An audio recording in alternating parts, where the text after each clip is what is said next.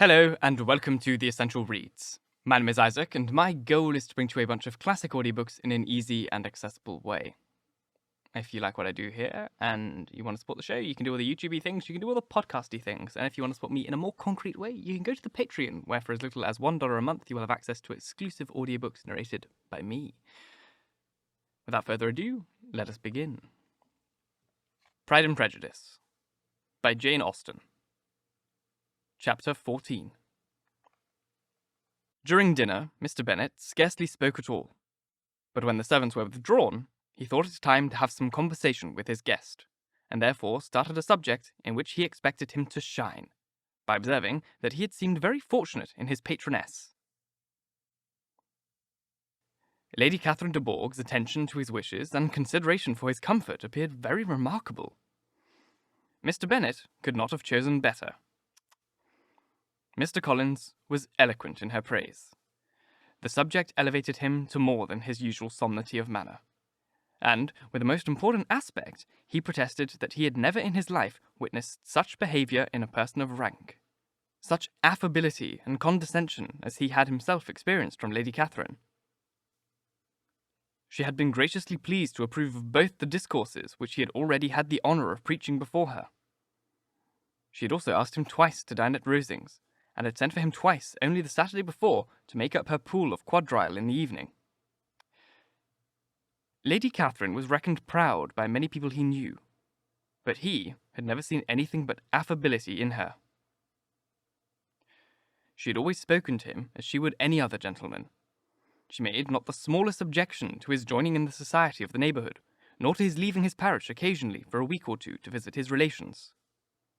She had even condescended to advise him to marry as soon as he could, provided he chose with discretion, and had once paid him a visit in his humble parsonage, where she had perfectly approved all the altercations he had been making, and had even vouchsafed some herself. Some shelves in the closet upstairs. "It is all very proper and civil, I am sure," said Mrs. Bennet, "and I dare say she is a very agreeable woman. It is a pity that great ladies in general are not more like her. Does she live near you, sir?" "The garden in which stands my humble abode is separated only by a lane from Rosings Park, her ladyship's residence." "I think you said she was a widow, sir. Has she any family?"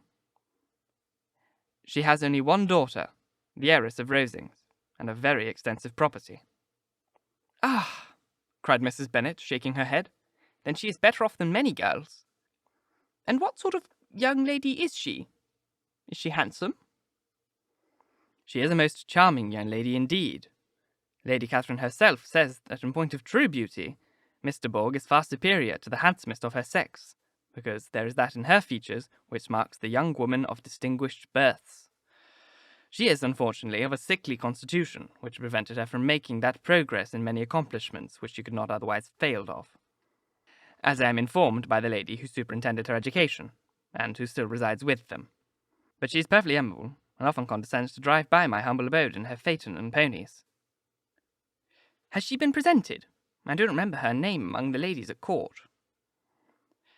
"Her indifferent state of health unhappily prevents her from being in town, and that means, as I told Lady Catherine myself one day, has deprived the British courts of its brightest ornament. Her ladyship seemed pleased with the idea, and you may imagine that I am happy on every occasion to offer those little delicate compliments which are always acceptable to ladies. I have more than once observed to Lady Catherine that her charming daughter seemed born to be a duchess, and that the most elevated rank, instead of giving her consequence, would be adorned by her. These are the kind of little things which please her ladyship, and it is a sort of attention which I conceive myself particularly bound to pay." "You judge very properly," said Mr. Bennet, "and it is happy for you that you possess the talent of flattering with delicacy. May I ask whether these pleasing attentions proceed from the impulse of the moment, or are the results of previous study?" "They arrive chiefly from what is passing at the time, and though I sometimes amuse myself with suggesting and arranging such little elegant compliments as they may be adapted to ordinary occasions, I always wish to give them as unstudied an air as possible." Mr. Bennet's expectations were fully answered. His cousin was as absurd as he had hoped, and he listened to him with the keenest enjoyment, maintaining at the same time the most resolute composure of countenance. and except for an occasional glance at Elizabeth, requiring no partner in his pleasure.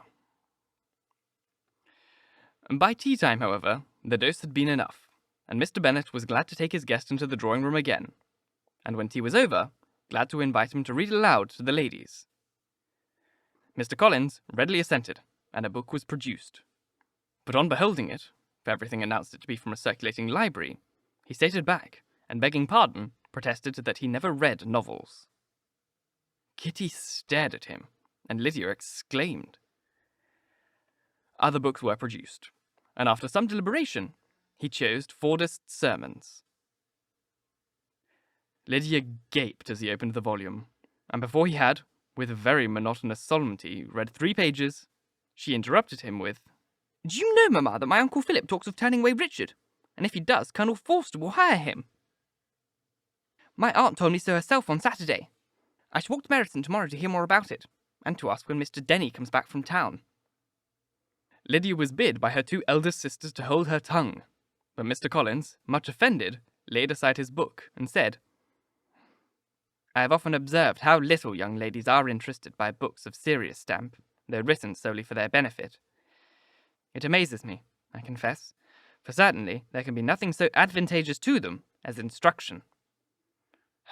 But I will no longer importune my cousins." Then, turning himself to Mr. Bennet, he offered himself as his antagonist at backgammon. Mr. Bennet accepted the challenge, observing that he acted very wisely in leaving the girls to their own trifling amusements. Mrs. Bennet and her daughters apologized most civilly for Lydia's interruption, and promised that it should not occur again if he would resume his book. But Mr. Colins, after assuring them that he bore his young cousin no ill will, and should never resent her behaviour as any affront, seated himself at another table with Mr. Bennet, and prepared for backgammon. Thank you so very much for listening. If you enjoyed, please like, comment, share, all that jazz, and if you really enjoyed, do subscribe, because there is more to come. And if you're listening on podcast, please leave a review, as it is the best way to get this in front of as many people as possible. And if you want to support the show in a more concrete way, go to the Patreon, where for as little as $1 a month, you'll be directly supporting me in making these books, and you'll also have access to exclusive audiobooks, which is very nice. Mr. Colins is just so gross, isn't he? He's just so... Can't swear. He's just so gross. He's just... Ugh. It's just gross. I hope you're enjoying the book, though. I'm loving it. It's a fantastic book, and I really hope you enjoy it as much as I do. But with that, I have nothing more to say, except thank you very much for listening again. And until next time, bye-bye.